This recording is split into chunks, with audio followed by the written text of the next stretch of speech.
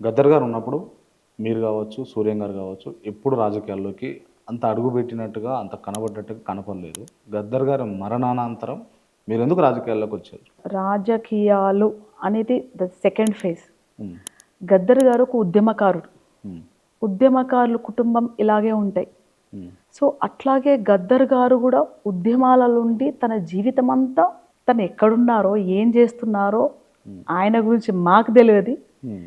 తనకి పిల్లలు ఏం తింటున్నారు, ఎలా బతుకున్నారు, ఎలా ఉండని తనకు తెలియదు.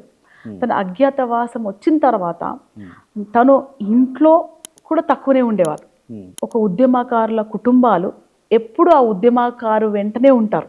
ఆయన మీద తూటాలు పేలిస్తే ఆయన కుటుంబంగా మేము కాపాడి మళ్ళీ తీసుకొచ్చి ప్రజలకు ఇవ్వడం జరిగింది. ఎల్బీ స్టేడియంలో నాన్నగారి బాడీని పట్టుకొని నేను I was in the ambulance. బయట మీడియా తమ్ముళ్ళు అక్కలు అందరూ ఏం చేస్తున్నారంటే గదర్ కుటుంబం అంతా అమెరికాలో ఉన్నారు, సో వాళ్ళు రావడానికి 2-3 రోజులు పడుతుంది, 2-3 రోజుల తర్వాత అంత్యక్రియలు జరిగే అవకాశం ఉందని ఒక తమ్ముడు అన్నాడు. తమ్ముడు పిలిచా, మరి నేనెవరు తమ్ముడు అని అడిగా. When as an journalist and without justification నువ్వు ఎలా మాట్లాడతావు? నిన్నటి వారికి గద్దరన్న ఉండే కాబట్టి మేము సైలెంట్గా ఉన్నాం. ఆయన చనిపోయినాక కూడా మీరు నిందలేస్తే ఎందుకు సైలెంట్ ఉండం? నేనుండా. అవును, అమెరికాలోనే ఉన్నాం. గద్దరన్న పిల్లలు అమెరికాలో ఉండొద్దా? ఒక దళిత పిల్లలు అమెరికాలో ఉండొద్దా?